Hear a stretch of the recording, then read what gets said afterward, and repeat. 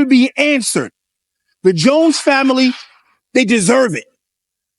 It's 6 o'clock, and here's what's happening. More than a month after a man is shot by an off-duty officer, that man's family says they still do not have answers from Philadelphia police or prosecutors. Good evening, everyone. I'm UQ Washington. The family of Robert Jones says they believe he was. Josh Sanders spoke with the Joneses' loved ones and has more on the investigation. Family and friends of 54-year-old Robert Jones are still seeking answers about why 14-year veteran Philadelphia homicide detective Christopher Sweeney shot Jones last October. It happened on Willits Road near Holm Avenue. You have two choices that are going to eat you up. You can think about how he was killed, or you can think about how he would live.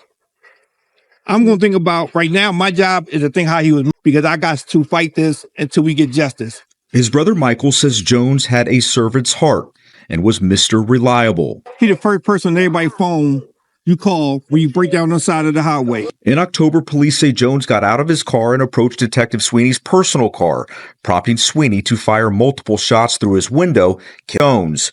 Sweeney is now on administrative leave while authorities investigate, and it's unclear if Jones had a weapon. You were looking for something that Officer Sweeney could say he thought was a weapon. You found nothing. The family's lawyer says they've heard nothing from the district attorney's office and police. They're still mourning. They need to have their questions answered. That is part of the healing process. The Philadelphia Police Department nor the district attorney's office has aided this family in healing. Philadelphia police tell us the investigation is still active. Now a little more than a week away from Thanksgiving, Jones's family says there will be a huge void at the table. Eagles game, he's at my house. Thanksgiving, he's at my house. This year, it won't be the same. And bottom line, the family just wants transparency and justice. We reached out to the district attorney's office for comment. They said this is an active investigation and they have no further comment at this time. Josh Sanders, CBS News, Philadelphia. Peace and blessings, ladies and gentlemen. All praises to the Most High. The news clip that you just saw is that yet of another unalivement of an unarmed black man by a police officer. In this case, it was off-duty police officer 43-year-old Christopher Sweeney in Philadelphia, Pennsylvania. This incident happened on October the 3rd, 2024. And again, as we see the pattern, it has received no national coverage. I found a few articles on it. However, this incident happened when the officer who was off duty driving his personal car pulled his vehicle to a stop at the intersection of a Philadelphia neighborhood.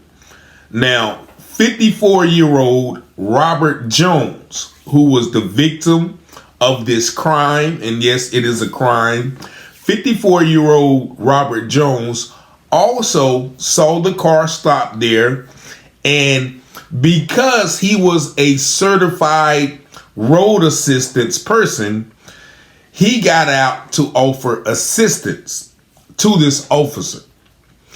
Family members say that he was wearing the reflective orange jacket, right? And so he was going over to offer some assistance to see if this man needed help, to see if it was a stranded motorist. However, as he approached the vehicle, the officer, as you saw in the video, shot through his own window several times.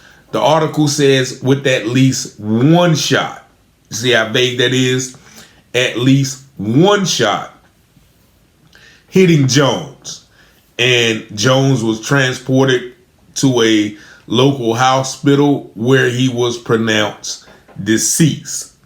Now, as you see from the article, once again, this happened October the 4th, about, 3 months ago, 2 months ago. And police are saying that it is still an ongoing investigation. This officer, who is a 14-year veteran, has been placed on administrative leave. Now, There is the normal pattern, how they try to say, oh, this person had a weapon, or we thought this person had a weapon. But as you can see, as the lawyer said, that there was no weapon. They said they searched storm drains looking for a weapon. Now, if the man walked up to the car and was hit, why are you searching storm drains? As the lawyer said, they are looking for every conceivable possibility to excuse the officer for the crime, and as he stated, put a stain on his brother's name. They said he was not, he was unarmed, never known to carry a firearm.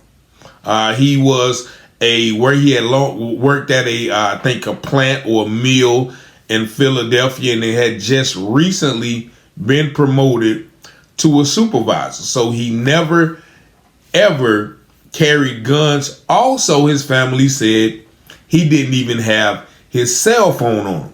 So then there is no mistaken ability, and if that's not a word, I just made it up. There's no mistaken ability of this officer saying that he mistook his cell phone for a weapon and he felt like his life was in danger.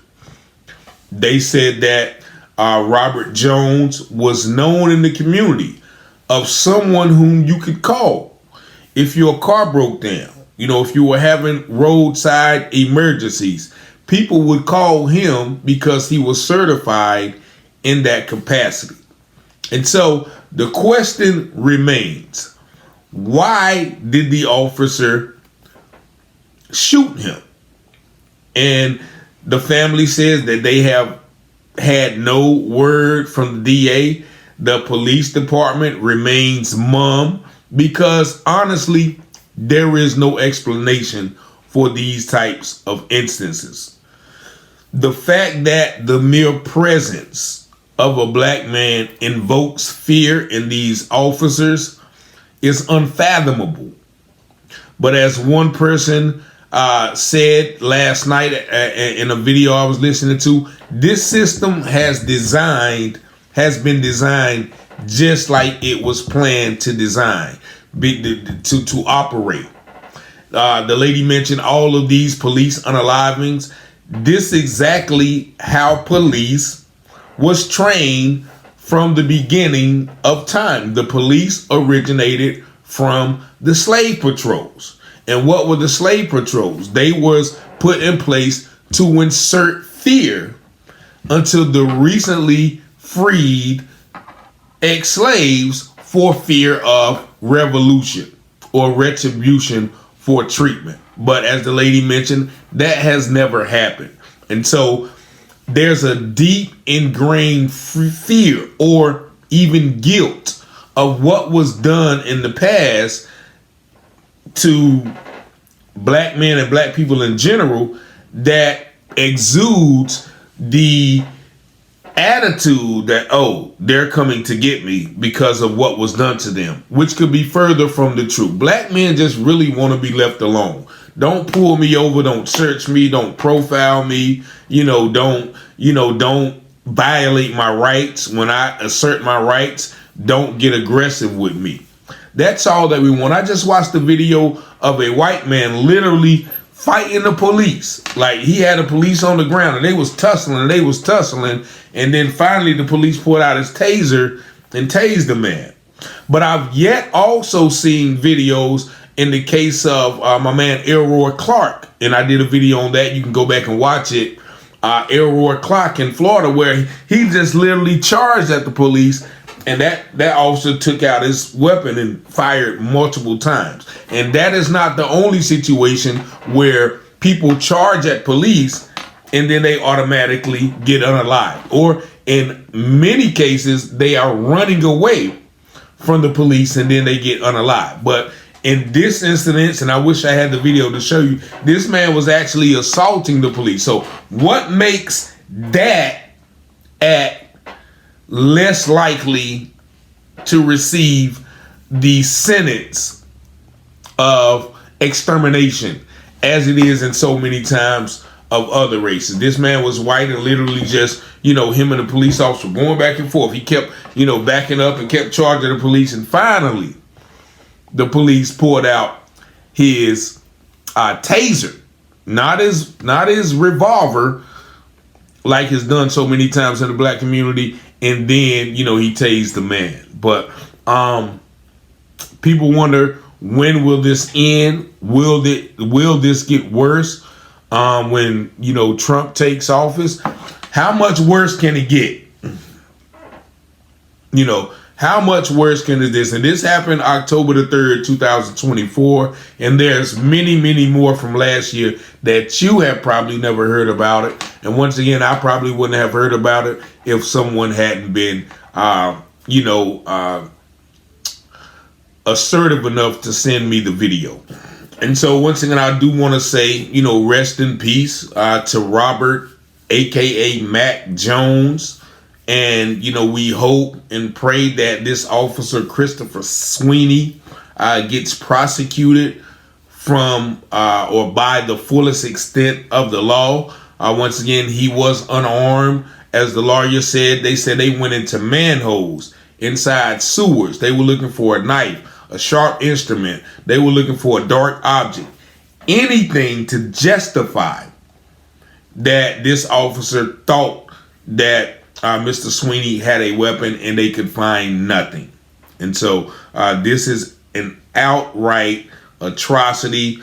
As you heard the family say, their holidays were going to be different. There was a void because this 54-year-old man, who was definitely loved by his family, they couldn't even tarnish his reputation with the long criminal record as they do. But this is something that only we as a people can stop. And as the late great Dick Gregory said, why do you think a lot of black people, a lot of black officers are not walking around unaliving unarmed white men?